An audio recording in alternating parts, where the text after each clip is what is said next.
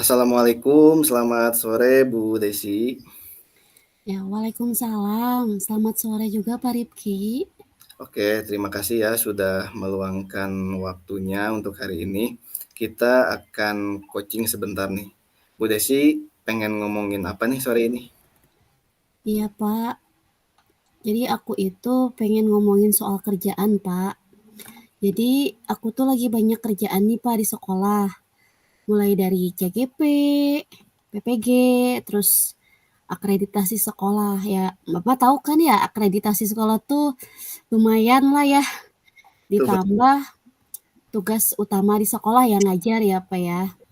Jadi aku tuh mau ngomongin gimana ya caranya aku tuh supaya bisa lebih fokus Pak ngerjain tugas-tugas, peran-peran aku di sekolah dan semuanya itu bisa dikerjain gitu loh Pak. Oke. Jadi sekarang Bu Desi lagi banyak kerjaan sekolah ya. Iya. Bagaimana caranya supaya bisa lebih fokus dan ngehandle tugas-tugas di sekolah, betul ya? Iya betul Pak. Oke, karena ini percakapan singkat, jadi apa yang Bu Desi ingin dapatkan nanti di akhir percakapan ini? Jadi di sini pengennya ya, pengen banget ngerjain tugas semuanya itu selesai Pak, karena memang waktunya itu bersamaan. Oke, berarti Bu Desi ingin lebih fokus dan menyelesaikan tugas-tugasnya dalam waktu bersamaan. Iya, Oke, nah, untuk Bu Desi sendiri, ciri-cirinya fokus itu apa sih?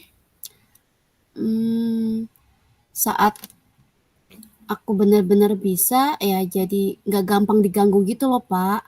Aku tuh kadang mudah ke distract, terus juga kalau lagi fokus itu ada distraksi apapun yang nggak akan membuat aku keganggu gitu loh Pak. Jadi aku tuh itu saat aku ingin fokus tuh ya nggak keganggu gitu loh Pak. Oke, jadi, Bu Desi, kalau lagi benar-benar fokus itu nggak gampang keganggu ya? Iya. Nah, kalau idealnya emang gitu. Sebetulnya sekarang ini apa sih yang membuat Bu Desi itu nggak bisa untuk fokus dan tidak terganggu yang macam-macam tuh? Apa biasanya?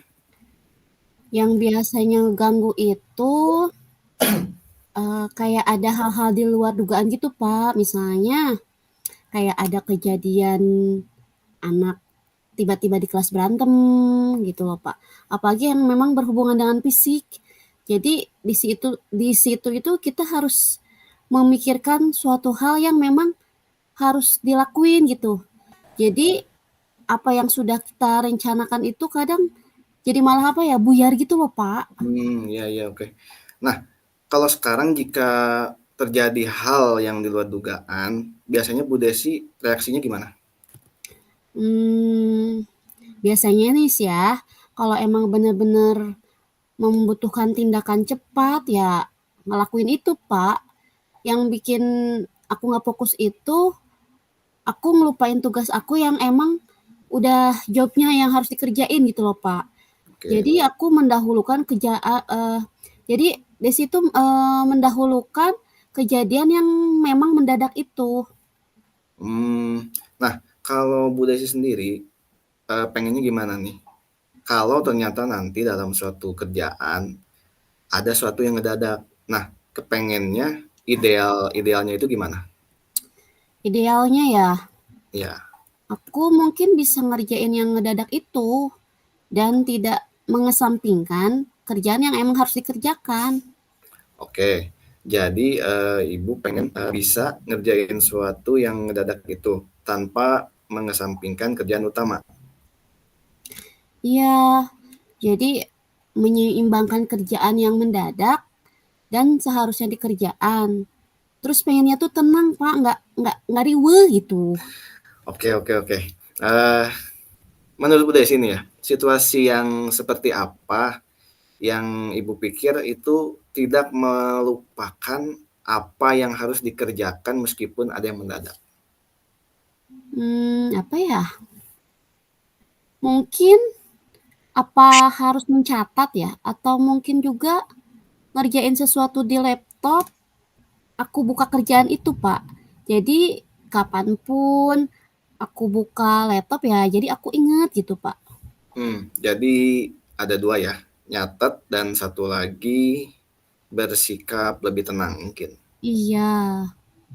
Oke, selain itu ada lagi nggak, selain 2 itu? Mmm, itu aja kali ya? Oke. Kapan nih ada kegiatan yang paling dekat, Bu? Nah, kebetulan besok itu ada jadwal observasi CGP, dan minggu depan itu pelaksanaan akreditasi. Oke. Kalau dalam kegiatan yang dekat itu, menurut Bu Desi nih, kan ada 2 cara tersebut ya yang bisa bersikap tenang dan mana yang akan Bu Desi lakukan supaya bisa tetap fokus?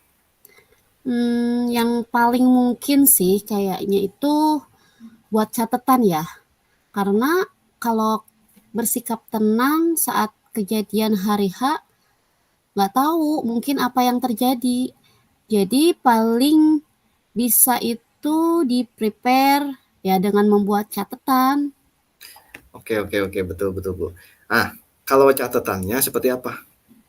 Catatannya itu harus mungkin terperinci kali ya, Pak, ya, misalnya ya, apa yang harus dikerjakan hari ini gitu loh. Jadi lebih rinci aja sih, Pak.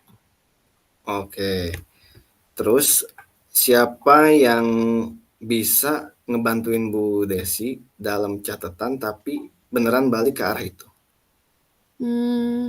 Mungkin ya, mungkin bisa juga rekan kerja di sekolah seperti mungkin Bu Nurul, Oke, bisa dimintain tolong ya, Bu, ya? bisa ya. Oke. Di titik apa nih, pencapaian yang bisa Ibu lakukan? Nah, untuk aku bisa lebih fokus dan menjaga masalah-masalah mendadak, aku mungkin bisa membuat catatan itu, Pak, dan minta tolong sama rekan kerja buat ngingetin dan tidak dijadiin beban sendiri gitu ya. Oke, kapan tuh dikerjainnya? Nah, untuk buat catatan itu mungkin kita bisa mulai hari ini ya, mungkin nanti malam. Oke, baik sebelum kita tutup sesi coaching ini, saya pengen tahu nih, minggu depan kita ngobrol lagi apakah kamu bisa handle? Ya, oke, minggu depan ya. Oke, semoga kegiatannya lancar ya. Amin, Pak Rifki. Oke, terima kasih banyak ya Bu Desi. Sama-sama, Pak.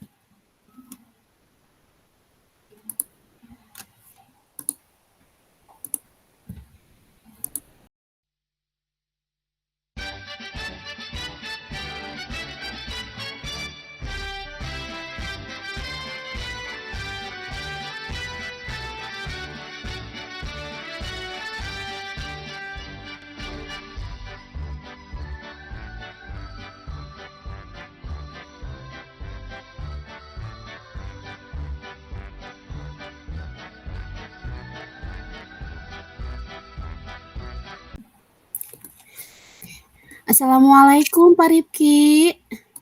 Waalaikumsalam Bu Desi. Silakan duduk, Pak. By the way, kira-kira topik apa nih yang akan kita diskusikan? Iya Bu Desi nih, ada sesuatu yang ingin saya sharing tentang peserta didik di sekolah. Mungkin nanti ada solusi dari Bu Desi. Oh gitu, Pak. Silakan, Pak. Dengan senang hati saya akan mendengarkan. Baik, begini Bu. Jadi ada satu peserta didik nih di kelas. Dia mempunyai perilaku yang kurang baik. Nah, dia tuh selalu mengganggu temennya. Kemudian dia tuh nggak mau belajar dan sering tidak hadir ke sekolah. Oh iya, jadi Bapak punya permasalahan bahwa ada seorang murid yang usil, suka mengganggu teman, tidak ke sekolah, begitu ya, Pak? Iya, benar sekali Bu Desi. Jadi, Pak, dari percakapan ini, apa yang Bapak Rifki harapkan dari perbincangan kita di sore ini? Ini Bu, jadi saya tuh berharap dari percakapan ini bisa mendapatkan solusi nanti bagaimana cara merubah sifat atau perilaku siswa tersebut supaya menjadi lebih baik. Setidaknya ya tidak mengganggu temannya lah ketika dia mau belajar. Jadi harapannya Pak Rifki, anak tersebut berperilaku baik, tidak usil, atau mengganggu temannya lagi ya Pak? Iya, betul Bu. Nah, sekarang yang ingin saya tanyakan, kira-kira indikator baik menurut Pak Rifki itu seperti apa sih? Oke, uh, ini kan siswa saya Bu ya di kelas 4. Jadi kalau indikator baik menurut saya itu adalah yang pertama itu dia tidak mengganggu temannya. Kemudian dia itu saling menghargai. Nah, kemudian juga dia bisa saling tolong-menolong. Kemudian kalau yang ketiga, dia itu punya rasa empati yang tinggi sesama temannya. Baik, dari paparan Bapak nih, indikator terbaik yang Bapak katakan yang pertama siswa tersebut tidak mengganggu temannya, begitu ya kira-kira? Ya, betul Bu. Oke, baik. Menurut Bapak, apa sih yang bisa Bapak lakukan supaya bisa merubah perilaku anak tersebut bisa memenuhi indikator baik tersebut? Apa ya? Kira-kira mungkin ya Bu ya yang bisa saya lakukan. Yang pertama saya akan melakukan pendekatan secara personal terhadap siswa tersebut. Mungkin ada sesuatu ataupun kebutuhan dasar yang belum didapatkannya. Jadi saya harus mengetahuinya dulu. Kemudian yang kedua, saya akan mencoba membuat kesepakatan kelas ataupun dengan menjelaskan terlebih dahulu apa itu kesepakatan ataupun keyakinan. Kemudian tujuan dan manfaatnya. Dengan demikian, siswa tersebut akan memberikan pendapatnya atau ide mereka sendiri. Sehingga yang disepakati itu misalnya disiplin, saling menghormati, kemudian datang tepat waktu, dan lain-lain. Jadi, dengan membuat kesepakatan kelas ini, hasil dari pendapat mereka akan bertanggung jawab atas hal-hal tersebut. Nah, kemudian yang ketiga saya akan mencoba menceritakan tentang kisah-kisah teladan Rasulullah sehingga dari cerita tersebut siswa dapat memahami dan mengenali tentang perilaku dan akhlak yang baik. Mungkin itu Bu. Baik, Pak Rizky, luar biasa Pak langkah yang Bapak ambil. Kalau bisa saya simpulkan, Bapak Rifki tadi mengatakan yang pertama akan Bapak lakukan itu melakukan pendekatan secara personal ataupun intensif ya Ya, betul. terhadap siswa tersebut, di mana kemungkinan ia melakukan hal tersebut karena kebutuhan dasar dia belum terpenuhi yang kita tidak tahu ya. Maka terlebih dahulu kita harus cari indikator-indikator tersebut. Kemudian yang kedua tadi Bapak mengatakan bahwa Bapak akan membuat kesepakatan kelas di mana ini bersumber dari kesepakatan siswa itu sendiri. Nah, dengan begitu akan membuat mereka bertanggung jawab akan hal tersebut. Nah, yang ketiga, memberi motivasi atau contoh yang baik. Bapak menceritakan tentang kisah-kisah Rasulullah sebagai teladan yang baik untuk mereka teladani, begitu ya Pak? Jadi akan menimbulkan budaya positif. Oh, betul sekali Bu. Nah, dengan langkah yang Bapak lakukan tersebut akan menimbulkan budaya positif gitu ya Pak? Ya, betul Bu. Jadi nih, dari rencana tersebut ada rancangan ataupun kira-kira kapan akan Bapak laksanakan? Baik Bu, dari 3 langkah tersebut, saya akan segera melaksanakan mungkin kesepakatan kelas dalam waktu dekat ini Bu. Oh iya, Nah, kemudian nanti baru akan saya ceritakan kisah-kisah teladan Rasulullah sebagai contoh yang positif dan juga sebagai motivasi kepada mereka. oh iya.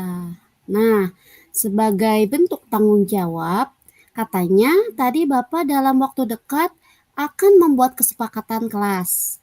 Nah, kira-kira nih, kapan waktu yang bisa Bapak tentukan untuk membuat kesepakatan kelas? Baik Bu, insya Allah nanti di pertemuan besok akan saya lakukan untuk membuat kesepakatan kelas. Oke, baik Pak Rifki, luar biasa semangatnya. Berarti besok langsung Bapak laksanakan ya. Ya. Semoga dengan langkah-langkah yang sudah Bapak Rifki ambil tadi bisa mengubah sifat atau perilaku siswa tersebut menjadi lebih baik.